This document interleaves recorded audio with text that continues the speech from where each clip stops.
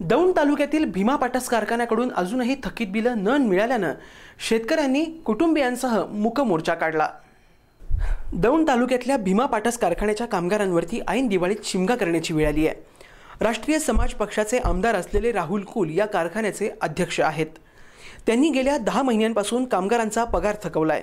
त्यामुळे ऐन दिवाळीत कामगारांवरती शिमगा करण्याची वेळ आली आहे। तर दुसरीकडे मात्र आमदार आणि कारखान्याचे अध्यक्ष असलेल्या कुल यांच्या वाढदिवसासाठी लाखो रुपये खर्चून जाहिरातबाजी करण्यात आली।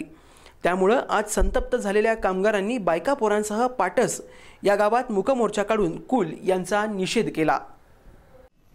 दिवाळी सणाला बोनस हा निश्चितपणे सगळीकडे मिळत असतो, परंतु तालुक्याचे आमदार आणि कारखान्याचे अध्यक्ष यांनी या गोष्टीकडे अत्यंत तुच्छतेने पाहिलं आणि त्यामुळं आज आमचा कामगार वर्ग या ठिकाणी या रस्त्यावरती आलेला आहे।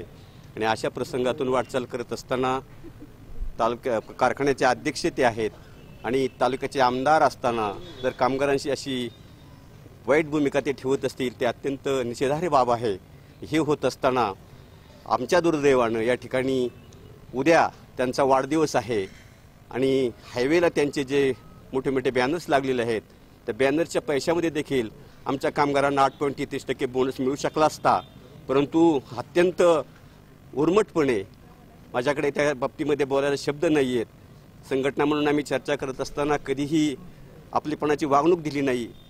कारखान्याचा कामगार हा कुटुंबातील घटक असतो, परंतु अत्यंत तुच्छपणाची वागणूक देऊन या ठिकाणी आम्हाला यावेळी रस्त्यावर उतरण्याची वेळ आमदार राहुल कुल व कारखान्याचे अध्यक्ष यांनी या ठिकाणी आणलेली आहे।